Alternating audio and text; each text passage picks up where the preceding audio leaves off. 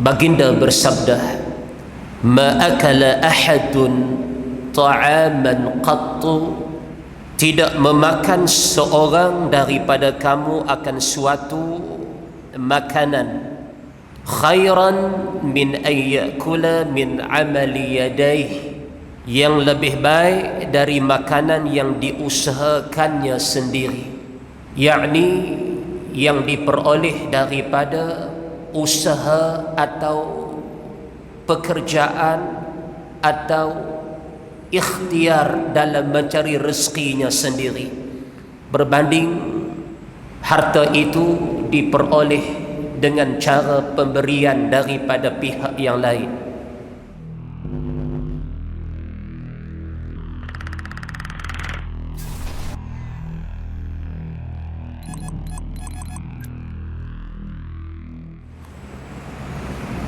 ولا حول ولا قوة إلا بالله العلي العظيم.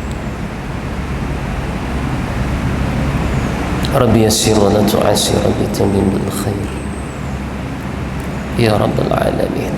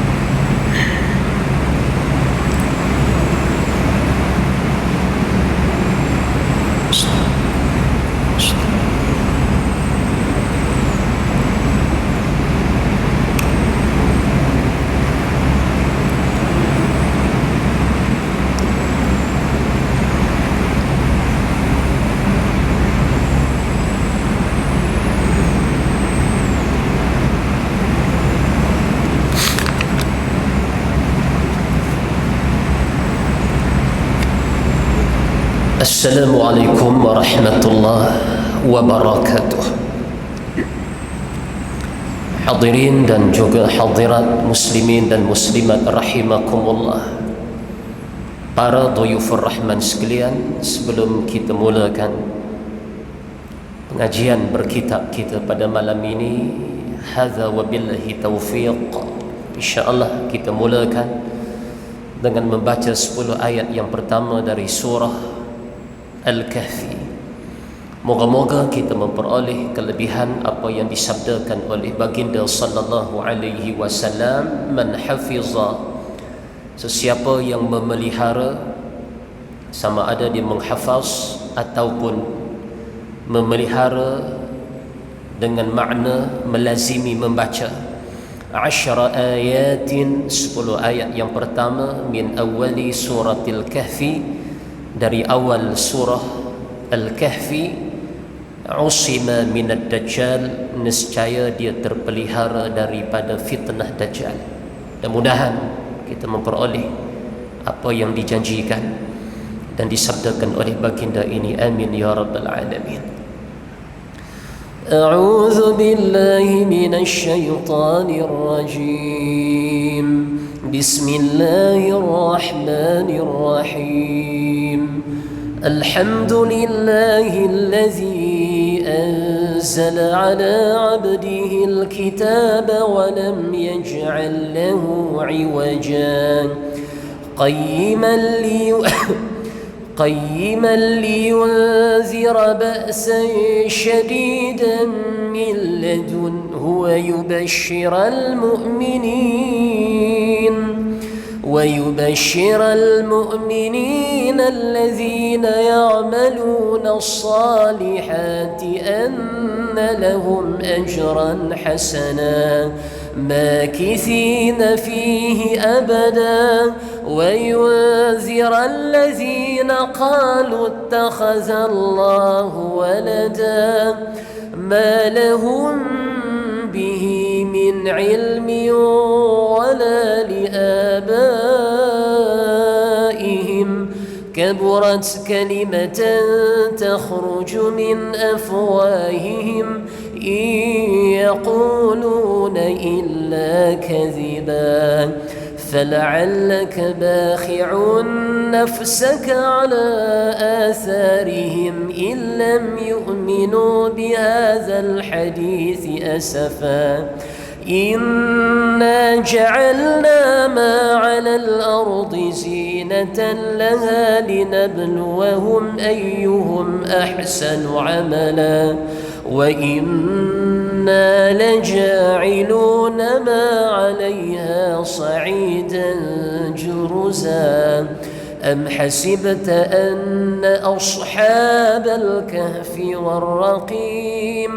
والرقيم كانوا من آياتنا عجبا إذ أوى الفتية إلى الكهف فقالوا ربنا آتنا من لدنك رحمة وهيئ لنا من أمرنا رشدا صدق الله العظيم.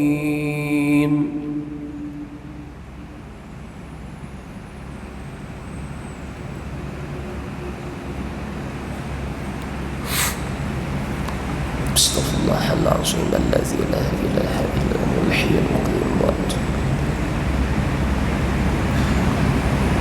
ولا حول ولا قوة إلا بالله رب يسر ولا تعسر بتمم الخير يا رب العالمين.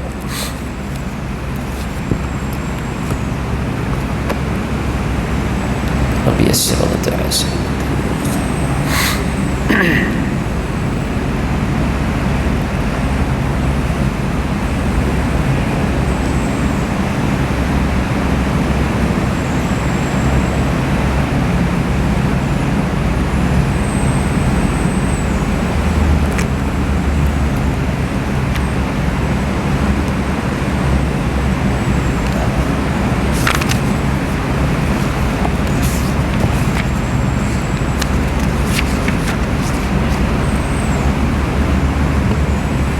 الحمد لله الذي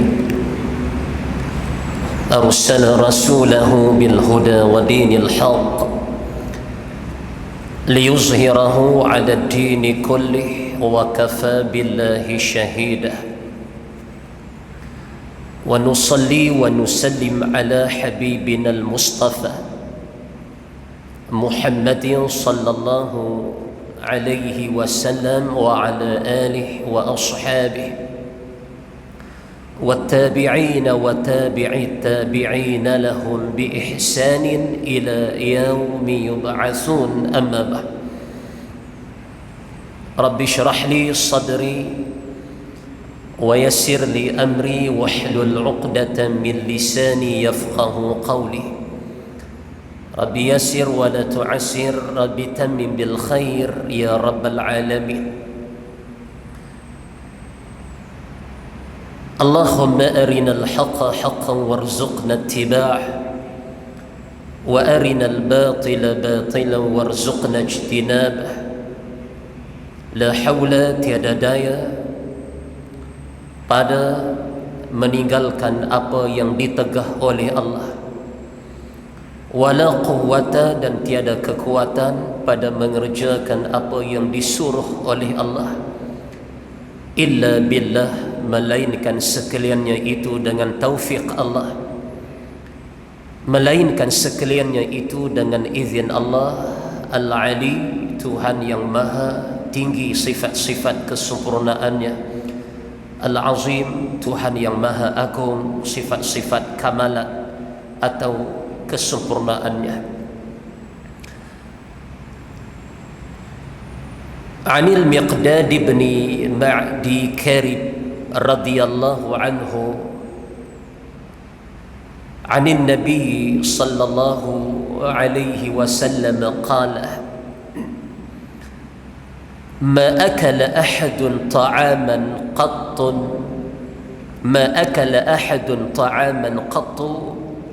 خيرا من أن يأكل من عمل يديه وإن Nabiy wa inna nabiyallahi Dawud sallallahu alaihi wasallam kana ya'kulu min amali yadihi. Artinya daripada Miqdad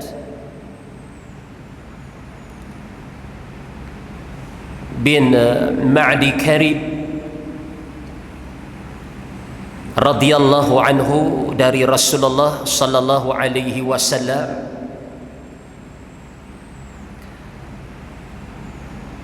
baginda bersabda, ma akala ahadun ta'aman qattu, tidak memakan seorang daripada kamu akan suatu makanan, khairan min an ya'kula min amali yadayhi, yang lebih baik dari makanan yang diusahakannya sendiri, yakni yang diperoleh daripada usaha atau pekerjaan atau ikhtiar dalam mencari rezekinya sendiri, berbanding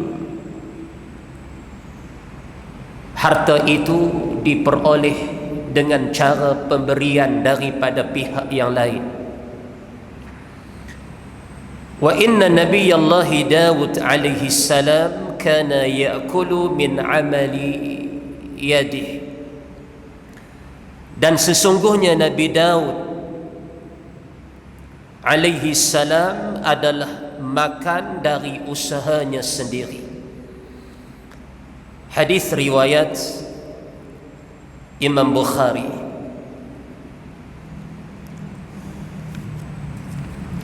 Hadirin dan juga hadirat muslimin dan muslimat rahimakumullah, tuan-tuan dan juga puan-puan sekalian, alhamdulillah malam ni bertemu kita meneruskan bicara hadis yang ke-34. Maaf, hadis yang ke-33 yang baru kita bacakan matannya sebentar tadi, di bawah tajuk rajin berusaha, rajin berusaha, dan dimuatkan dalam kitab ini pada hadis yang ke-33 suatu riwayat daripada baginda sallallahu alaihi wasallam dalam menceritakan apa yang dimakan oleh seorang anak Adam itu, yang paling baik ialah apa-apa yang dimakan, yang diperoleh, yang dibeli, yang dimiliki dengan sebab pekerjaannya sendiri,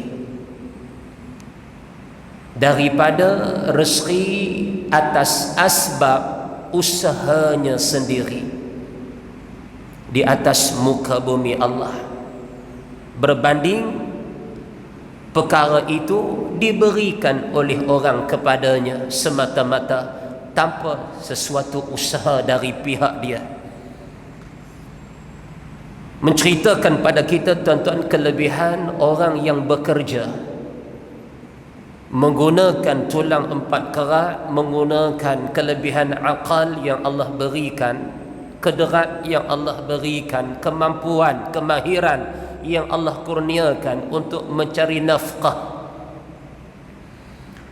baik untuk nafkah dirinya dan ala man ta'ul, juga ke atas sesiapa yang di bawah tanggungannya.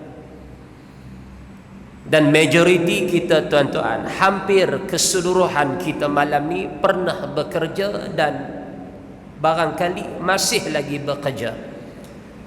Dan dalam bab mencari rezeki ini pernah wujud asbab ini dalam hidup kita sebenarnya, walaupun untuk tempoh-tempoh tertentu sahaja. Dan malam ni riwayat ini nak mengisyaratkan tentang betapa mulianya usaha seseorang, Apa bentuk pekerjaan sekalipun, selagi mana pekerjaan itu tidak bertentangan dengan hukum syarak,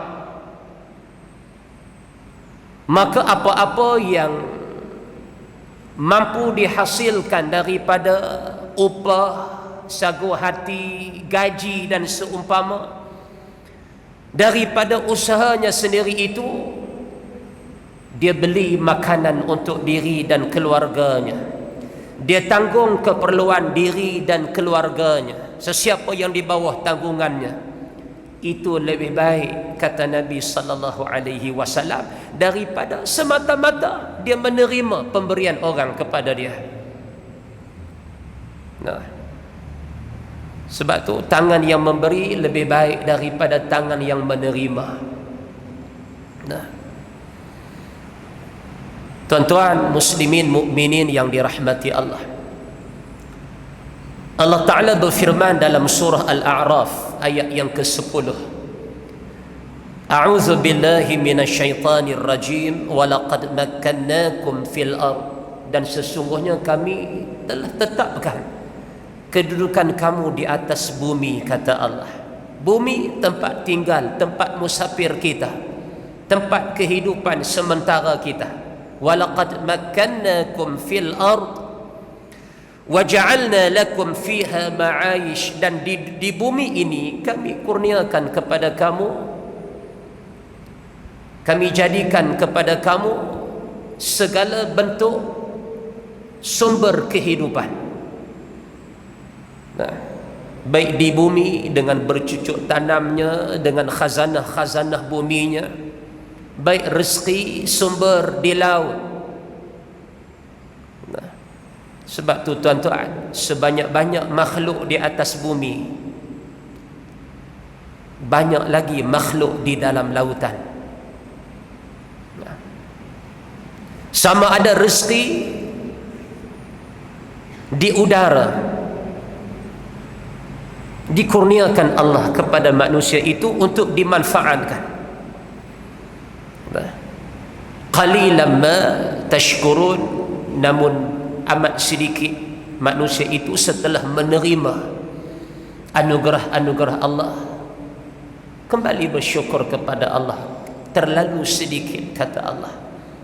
Yang banyaknya hanyut dengan nikmat-nikmat itu.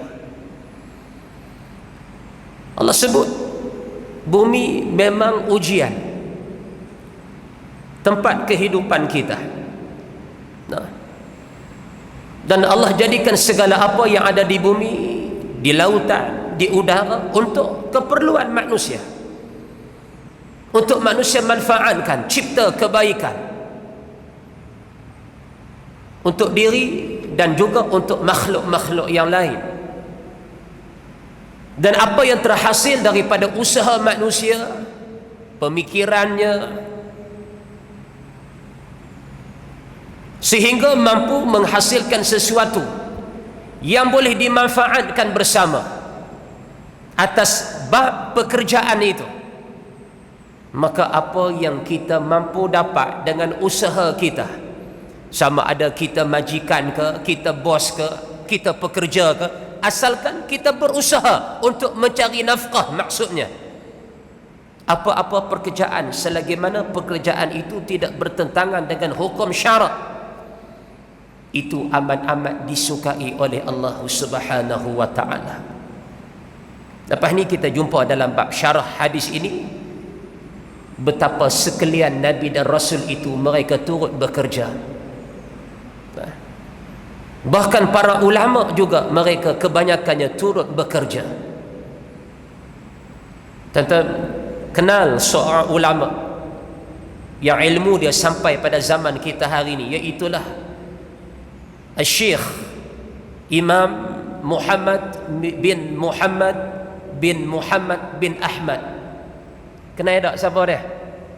Muhammad bin Muhammad bin Ahmad. Siapa tu? Kita jarang kenal nama dia, tapi kita kenal gelaran dia, Al-Ghazali. Al-Imam Al-Ghazali ini tuan-tuan, dia boleh sebut dua wajah nama dia tu, gelaran dia tu. Pertama Al-Ghazali, zaitu dengan fathah, Al-Ghazali, merujuk kepada tempat lahir dia, Ghazalah, maka disebut, digelar Al-Ghazali. Cikgu Rosli lahir di mana? Pematang Buluh. Nak buah apa tuan-tuan? Al-Buluhi. Pelik sangat tuan-tuan ni. Cari yang lain. No. Saya alur ibus, Al-Ibusi. Tu timbul kat tu tuan-tuan. Duk fikir apa dia kenama lah tuan-tuan. Tapi takatlah Cikgu Rosli Al-Buluhi. Pasal lahir di Pematang Buluh. Atas sikit pada Kuala Salah tu. Kalau lahir di tempat lain, Terengganu mentua lah kan. Al-Ghazali merujuk kepada tempat lahir Imam Ghazali, Ghazalah. Namun Imam Ghazali juga pada sebahagian sebutan tak disebut dengan Al-Ghazali, tetapi zai itu ditasydidkan, disyaddahkan. Dia bunyi macam mana? Al-Ghazali. Setengah ulama menggelarkan Imam Al-Ghazali dengan Al-Ghazali. Maka tuan-tuan boleh sebut dua wajah, dua cara. Pasal apa disebut Al-Ghazali? Kerana latar belakang keluarga Imam Ghazali ini, mereka adalah Al-Ghazal, penenun kain. Ghazal, penenun kain, bekerja untuk cari nafkah, cara tenun kain. Bukan tunggu duit turun daripada langit, tidak, ataupun keluar daripada muka bumi, tidak, tapi bekerja dengan tulang pak kerat menenun kain. Ini yang berlaku pada kebanyakan ahli keluarga Al-Imam Al-Ghazali, termasuk Imam Ghazali juga. Maka disebut Al-Ghazali. Namun kita jarang sebut Al-Ghazali, kita sebut Imam Ghazali, merujuk kepada tempat lahir beliau yang bernama Ghazalah.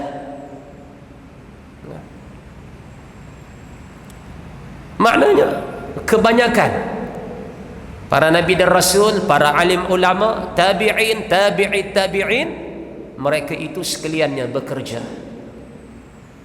dan bekerja mencari nafkah itu, menyara kehidupan sendiri dan keluarga itu amat-amat disukai oleh Allah Subhanahu wa ta'ala. Baik, dalam satu riwayat Imam Tabrani menguatkan riwayat yang kita bawa pada malam ini. Apa kata Nabi sallallahu alaihi wasallam? Inna minadh-dhunub la dhunuban la tukaffiruha as-salah wala as-siyam wala al-hajj wala al-umrah. Ada bahagian-bahagian tertentu itu bagi dosa seseorang manusia, dia kekal sebagai dosa. Dia tak hilang, dia tak terampun dengan semata-mata la tukaffiruha as-salah, walaupun dengan sembahyang dia, dosa itu masih ada kan? Wala siyam, tidak terampun dengan puasa seseorang. Walal hajj walal umrah, tidak terampun. Ada bahagian-bahagian dosa yang hanya Allah Ta'ala saja tahu. Kalau dosa ini tak terampun dengan sembahyang, tak terampun dengan puasa seseorang itu, tak terampun dengan haji dan umrah seseorang itu, tetapi kata Nabi, dia ada sesuatu yang lain yang menjadi sebab Allah ampunkan dosa seseorang yang berkenaan. Hak lain Allah ampun dengan sembahyang dia, dengan wuduknya, dengan Qurannya, dengan ulang alik masjidnya, dengan i'tikafnya, dengan haji umrahnya, dengan sedekahnya, dengan zakatnya. Tapi untuk satu-satu dosa itu Allah tak ampun, dia kekal sebagai dosa. Kecuali perkara tertentu sahaja yang boleh menghilangkan dosa antara dia dengan Allah. Maka bertanya para sahabat, "Wa ma tukaffiruha ya Rasulullah?" Apakah amalan? Kalau sembahyang tak boleh ampunkan dosa dia, puasa tak boleh ampunkan dosa dia, apa bentuk amalan yang boleh menyebabkan dosa yang tidak terampun itu diampunkan oleh Allah? Apa jawab Nabi sallallahu alaihi wasallam? Qal al-humum fi talabil ma'ishah. Yang boleh menghilangkan dosa berkenaan certain dosa tu, yang boleh dihilangkan dosanya itu dengan sebab dia menerima kepenatan dalam mencari rezeki yang halal. Ini sahaja yang boleh gugurkan dosa itu. Maknanya Allah suka kita bekerja, tuan-tuan, daripada semata-mata berpeluk tubuh. Dan saya yakin depan saya ni hebat-hebat belaka. Latar belakang pekerjaan dulu ke, semasa ke, hebat-hebat, tuan-tuan. Nah, duduk dalam masjid ni nampak koro ya, kan? Nah, nampak relaxnya, tuan-tuan. Nah, tapi latar belakang tuan-tuan, sebelum ni tuan-tuan pernah cipta suatu manfaat untuk diri dan keluarga dengan tulang pak kerat kita. Allah Maha membalas bila tiba waktunya, tuan-tuan, atas apa yang kita buat dan pernah buat dalam hidup kita suatu ketika dulu ataupun sehingga sekarang. Nah, berusaha tidak mengharapkan ihsan orang lain semata-mata, tidak mengharapkan bantuan orang semata-mata, tapi dalam masa yang sama berusaha sedaya mungkin nak cari keredaan Allah atas sesuap nasi yang dia nak suap nasi dalam mulut dia, isteri dia dan anak-anak dia, biar daripada rezeki yang halal. Maka kepenatan bekerja itulah, kata Nabi, yang menyebabkan dosa seseorang itu Allah ampun. Walhal sembahyang tidak mampu menghilangkan dosa itu, walhal puasa tidak mampu menghilangkan dosa itu. Haji umrah juga demikian. Dia, tuan-tuan, barakallahu fikum. Nah, tahniah. Dan Nabi SAW juga menyebut, innallaha yuhibbul mu'mina al-muhtarif. Allah suka orang beriman yang bekerja. Menguatkan riwayat yang dibawa pada malam ni.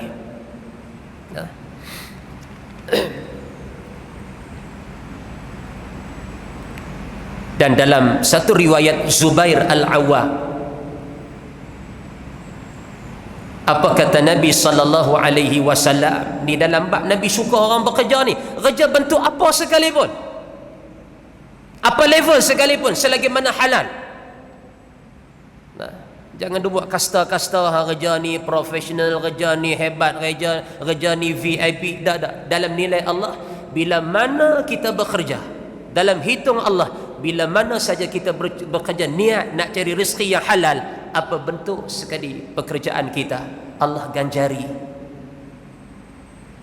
dengan ganjaran yang selayak untuk kita dengan ilmu Allah Ta'ala itu. Nah, apa kata Nabi?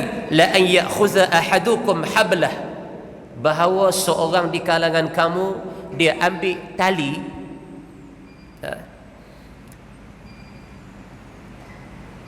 kemudian fayatiya bi juzmatil hatab ala zahrihi, kemudian dia pergi cari kayu api, diikat dengan tali yang dia bawa tu. Nah, dia tanggungkan kayu api yang dia ikat dengan tali tadi tu. Hak dia jumpa kayu api, dia ikat, dia tanggung di belakang dia. Nah, ni kerja apa ni? Penjual kayu api. Nah, kita nampak lekehnya pekerjaan dia. Nah, low kelasnya pekerjaan dia. Cuba tuan-tuan tengok apa kata Nabi. Fayabi'aha, dia tanggung, dia jual pada tempat jualan. Kayu api yang dia ikat dalam hutan itu, dia bawa pergi menega. Walaupun sikit je hasil dia, tuan-tuan, tapi dia berusaha.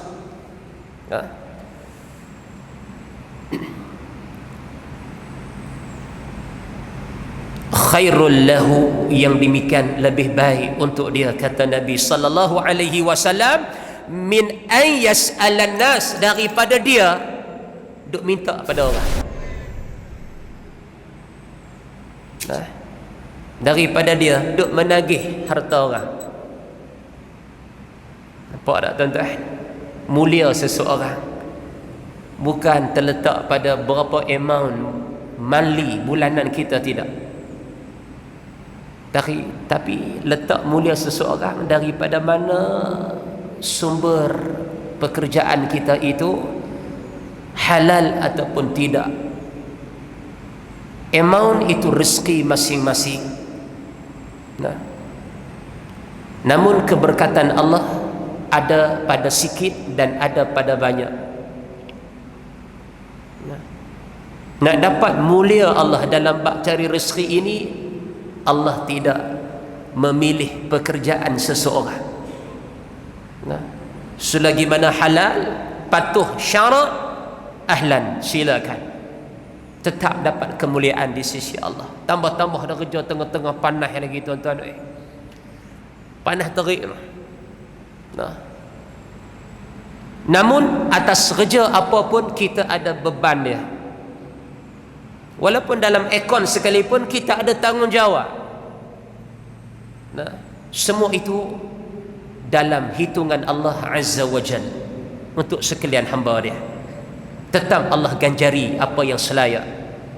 Nah, a'tauhu aw mana'u, tak kiralah yang dia minta tu pada orang, orang bagi ke, orang tak bagi ke. No, yang duk usung kayu api tengah belakang duk menega, laku tak tahu lagi tuan-tuan. Laku tak tahu lagi. Tapi apa yang dia buat, Allah suka. Daripada dia suruh tapak tangan kepada manusia lain. Kadang hadap minta ni pun sihat tuan-tuan. Tapi dia bisa dapat kan. Jadi lemau, dia naik lemak kan. Dia tak fikir dah bab kerja ni, sebab dia rasa dia boleh dapat dengan cara mudah. Saya sehari 200-300, kadang sampai 500 tuan-tuan. Nah, walhal dia ada kemampuan, dia ada ikhtiar. Jadi apa yang berlaku dalam kehidupan kita ni, inilah akhlak Rasulullah sallallahu alaihi wasallam. Ya, Nabi juga bekerja. Nanti dalam bab syarah kita akan jumpa insya-Allah. Panjang syarah dia tuan-tuan. Malam ni pengenalan untuk matan ini. Cuma bila sebut pekerjaan, saya nak sentuh pada tuan-tuan 5 perkara. Bila cukup sifat 5 perkara ini ataupun syarat terhadap 5 perkara ini, apa yang tuan-tuan buat itu, puan-puan buat itu, hasil pahala di sisi Allah. Kerja apa sekalipun, up to you all, silakan. Nah, apa yang pertama ni tuan-tuan? Pertama, nak dapat pahala daripada pekerjaan. Sebab kita tuan-tuan ibadat tak banyak, puasa kita tak banyak, salat kita tak banyak, waktu tu kita luang tu tak banyak. Nah, tapi kerja kita tuan-tuan 6 jam, 8 jam, ada orang 12 jam, ada orang 24 jam kerja dia. Sambung shift pula. Banyak kita ke arah itu. Maka kata ulama, ada manusia dia pahala dia banyak datang daripada bab urusan pekerjaan dia berbanding urusan ibadat-ibadat yang lain. Jangan tuan-tuan rasa ustaz, saya banyak masa saya dalam kerja buat saya. Tuan-tuan, Allah nak permudahkan pahala kita sebenarnya. Cuma tune tu bagi elok, bagi set up bagi elok apa-apa pekerjaan sekalipun. Syarat yang pertama, kata ulama, mestilah pekerjaan itu pekerjaan yang halal. Nak hasil pahala ni, tuan-tuan, 6 jam, 8 jam kita kerja tuan-tuan, sikit masa ke? Setiap saat, membawa minit, membawa jam, semua tu pahala. kalau kena cara dia. Nah, walaupun kita kurang pada bab-bab ibadat yang lain, Allah lebihkan dalam urusan bekerja, dalam bab cari nafkah. Yang pertama, syarat pekerjaan itu mestilah yang halal, jangan yang haram. Nah, kalau haram, dia tak bawa manfaat, bahkan bawa bala dan azab dan dosa. Nah, untuk diri dan keluarga dia, apatah lagi untuk akhirat dia. Yang kedua, waktu bekerja, niat dia kerana Allah. Nah, niat kerana Allah. Nah, bukan kerana nak merosakkan alam, bukan nak bawa mudarat untuk diri dia dan orang lain, tapi niat tu kerana Allah, nak cipta kebaikan untuk manusia termasuk diri dia. Sebab tu kadang bila orang dia bekerja, tuan-tuan, daripada kerja dia boleh cipta sebab ruang pekerjaan untuk orang lain pula. Dia cari pula staf-staf di bawah dia, kan? Tujuan kerana Allah, nak memakmurkan alam ini dengan pekerjaan yang halal. Niat tu kena jaga, nawai tu kena jaga. Nah.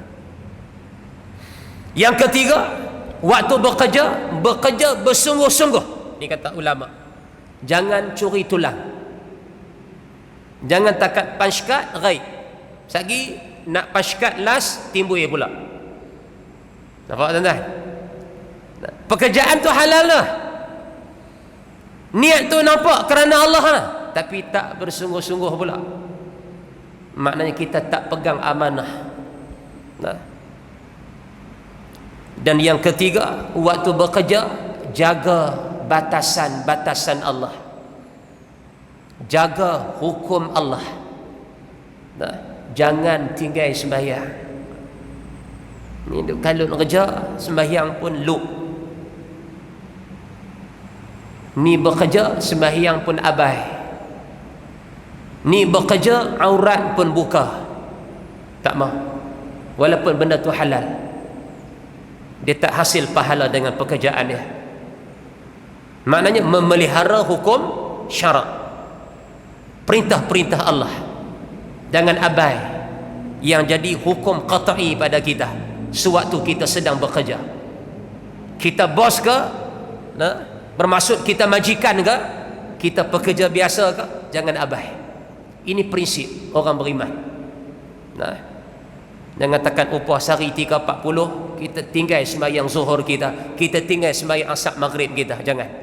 Tak berbaloi tuan-tuan. Nah. Dan yang kelima, bekerja itu dengan niat nak cipta kebaikan untuk semua. Nah, maknanya daripada pekerjaan kita itu, kita nak jadi sebab kebaikan untuk orang lain, sama ada atas jalan zakat kita, kan?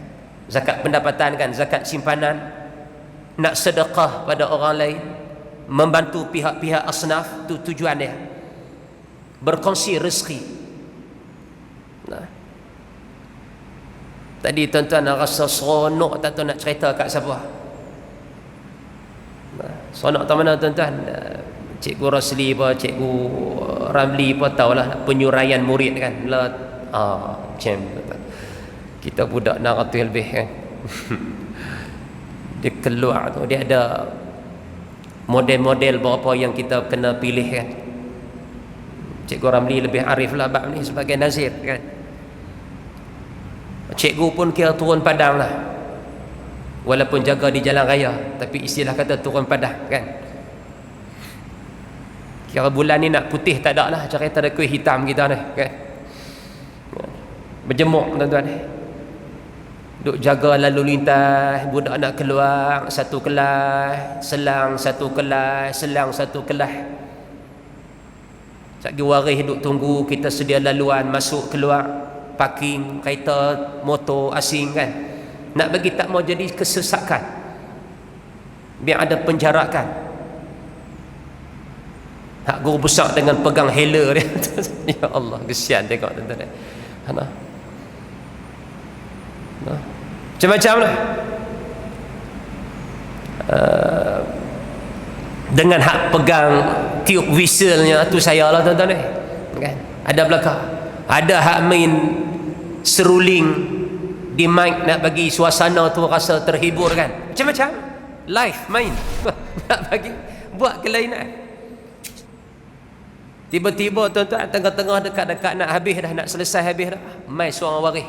Tak sat dia ambil anak dah waris ni, dia mai bawa teh air hak Pak Tam punya, hak Pak Tam kau tahu kan, 10 bungkus. Kita tanya buat apa ni? Kesian kat cikgu-cikgu. What we jaga anak kami kan dalam sekolah, tak tahu jadi kat mana lagi tadi. Ni dah nak balik pun duk jaga lagi. Ambil seorang sebungkus. Kita tuan-tuan tak tahu nak cerita seronok tu kat siapa. Walaupun TS tu harga berapa cikgu? RM1 berapa? Siapa biasa kena ni, bukan kena adik-beradik dengan Pak Tam Kotiau ni tuan-tuan, tapi nak habaq kata siapa biasa kena melo dia, TS dia kira tempat lain tak rasa apa minum dia kena pitang tu juga tuan-tuan. No. Piau tak piau. Nilai berapa? RM1 lebih tuan-tuan. Tapi bila ada insan menghargai jasa apa yang kita buat pada anak-anak mereka, Allahu Akbar kan. Cikgu pun pakai ambil seorang satu hak duk jemur tengah panas. Minum lala tu juga. Nampak kata dahaga. Manusia juga cikgu pun tuan-tuan, bukan malaikat. Baharu juga cikgu-cikgu ni pun ada lemah dia. Tapi demi tanggungjawab, demi amanah. Nah. Jadi tuan-tuan, apa yang kita buat selama ni Allah ganjari insya-Allah. Tunggu waktu dia. Penat kita bekerja. Penat itulah sumber pahala sebenarnya. Jangan bersungut, balik letih. Itulah yang mengundang kebanyakan pahala bagi seseorang hamba Allah ini berbanding sembahyang dan puasa dia sendiri. Nah. Sebab tu kata Nabi, penutup pertemuan kita malam ni, syarah insya-Allah kita akan syarah pada minggu yang akan datang. Apa kata Nabi? Man amsa kalan min amali yadih. Sesiapa yang merasa letih, terbeban, letih, penat, lenguh habis badan ni, lenguh otak mikir. Fikir lenguh otak ni, jenis orang pakai otak banyak kan. Penat juga tuan-tuan walaupun dalam ekor ni. Mikir idea, tindakan, nak bawa kebaikan untuk orang lain. Nah, walaupun dia tempat yang mewah, tetap dia ada bahagian khidmat dia dan bekerja atas penama cari rezeki. Man amsa kalan, sesiapa yang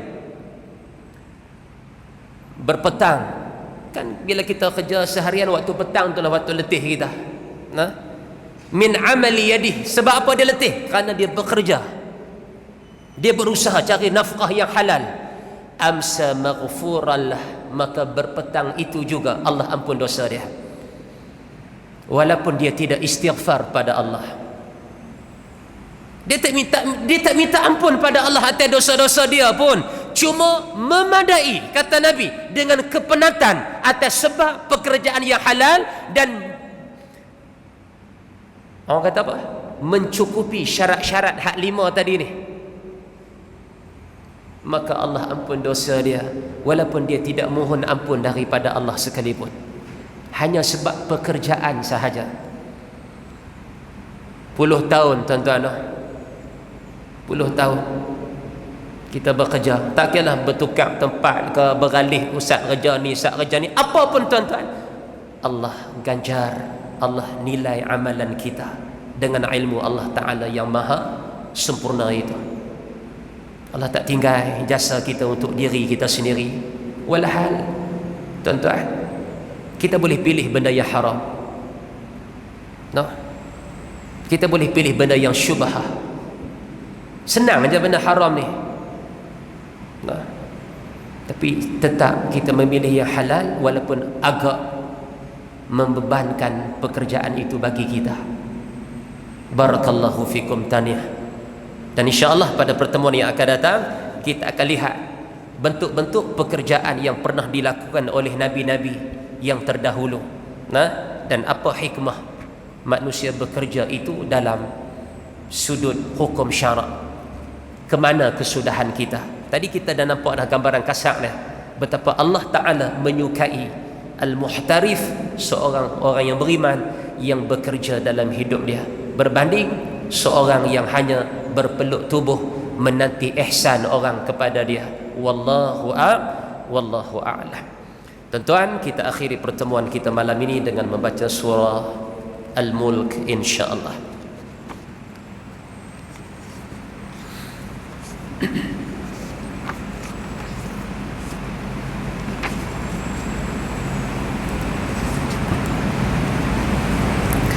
أعوذ بالله من الشيطان الرجيم. بسم الله الرحمن الرحيم. تبارك الذي بيده الملك وهو على كل شيء قدير. الذي خلق الموت والحياة ليبلوكم أيكم أحسن عملا وهو العزيز الغفور. الذي خلق 7 سماوات طباقا ما ترى في خلق الرحمن من تفاوت فارجع البصر هل ترى من فطور ثم ارجع البصر كرتين ينقلب إليك البصر خاسئا وهو حسير. ولقد زينا السماء الدنيا بمصابيح وجعلناها رجوما للشياطين وأعتدنا لهم عذاب السعير. وللذين كفروا بربهم عذاب جهنم وبئس المصير. إذا ألقوا فيها سمعوا لها شهيقا وهي تفور تكاد تميز من الغيظ كلما ألقي فيها فوج سألهم خزنتها ألم يأتكم نذير.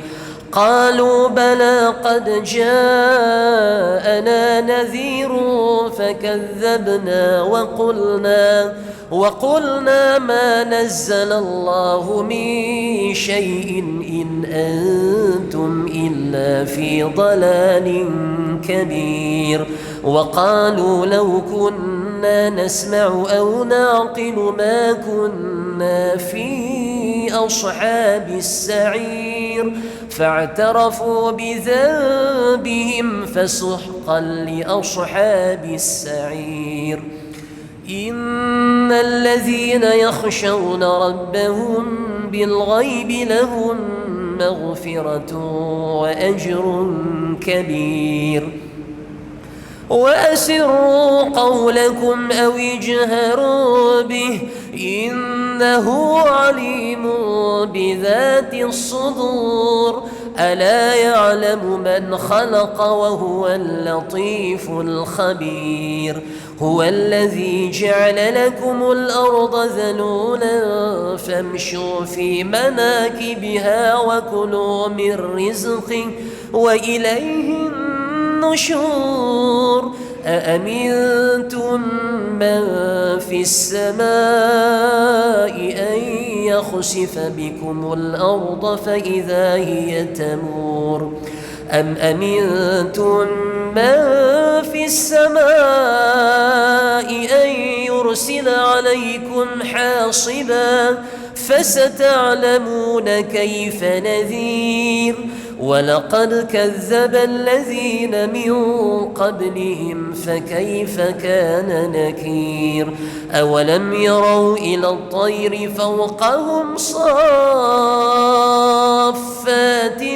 ويقبض ما يمسكهن إلا الرحمن إنه بكل شيء بصير. أمن هذا الذي هو الحمد لله.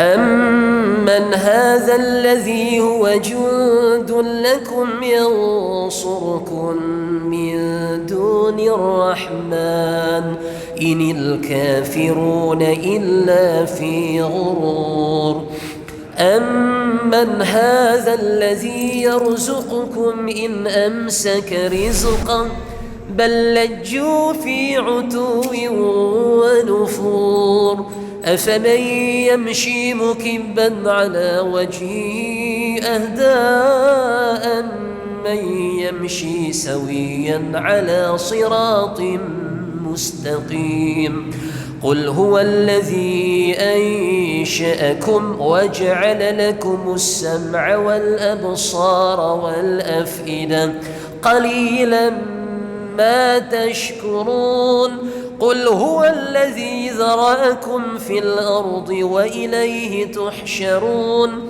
ويقولون متى هذا الوعد إن كنتم صادقين قل إنما العلم عند الله وإنما أنا نذير مبين فلما رأوه زلفة سيئت وجوه الذين كفروا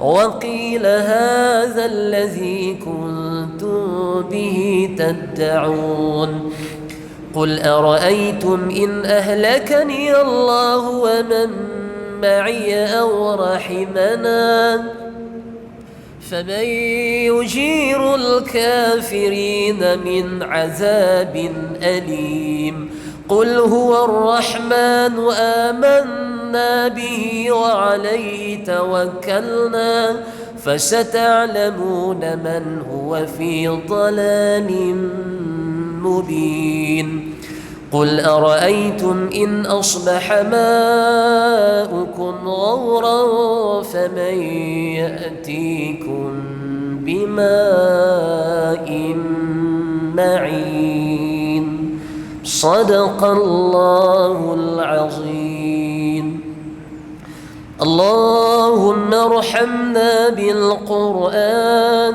واجعله لنا إماما ونورا وهدى ورحمة اللهم ذكرنا منه ما نسينا وعلمنا